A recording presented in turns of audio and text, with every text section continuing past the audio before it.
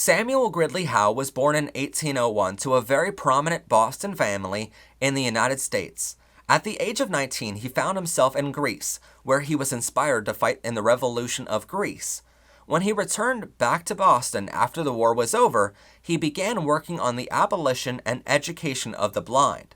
It was here where he began a lasting and passionate relationship with a man named Charles Sumner. Charles later became one of the most vocal anti-slavery voices in the United States Senate.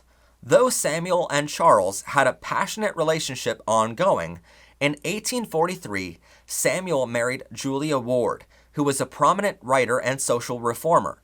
It was on their honeymoon when Samuel wrote back to Charles saying, quote, "You complain of your lonely lot, and seem to think your friends will lose their sympathy with you, as they form new ties of love.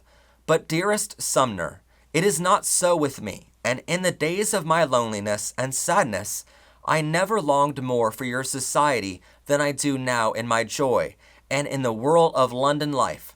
Hardly a day passes, but I think of you, and long to have you by my side." So even on his honeymoon with Julia, he was wanting to spend that time with Charles instead.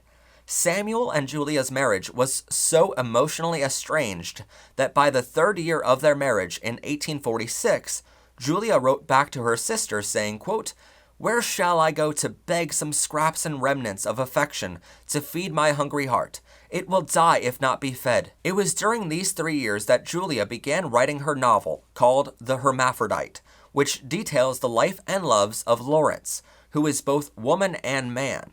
It is rumored that the character was modeled after herself because she was so lonely in those moments that it didn't matter to her character who she had an emotional bond with. In April of 1861, the American Civil War was starting. In November of the same year, Julia and Samuel visited Washington, D.C., which is the capital of the United States. While there, the two heard Union troops playing a well-known marching song called John Brown's Body, and preparing to play the song as troops marched into battle to fight the Civil War. A preacher standing with Julia and Samuel encouraged Julia to write new lyrics to the song. Years later, Julia wrote of the experience, saying, quote, "I replied that I had often wished to do so, and thus new lyrics for the song were written." By February of the next year in 1862, Julia sold those lyrics off to the Atlantic Monthly magazine for $5. The song with its new lyrics spread quickly through Union troops in the war.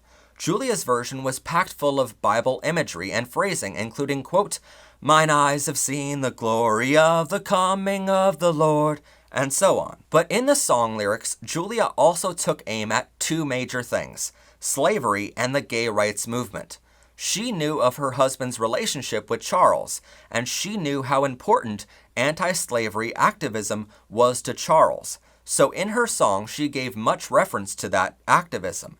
But she also knew that her marriage was never meant to be, because her husband belonged with Charles instead of her.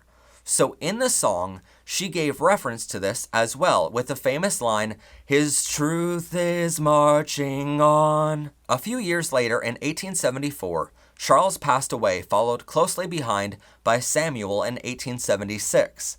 After both her husband and her husband's true lover had passed, Julia campaigned for a Mother's Day for Peace holiday, which would later become Mother's Day in America, and she pushed for the right of women to vote before passing away in 1910. If you want to learn more LGBTQ history lessons, be sure to check out this playlist right here. And if you want to learn more about LGBTQ topics, then hit that subscribe button for weekly episodes. I am Professor Pride. Have a gay day, everyone, and bye for now.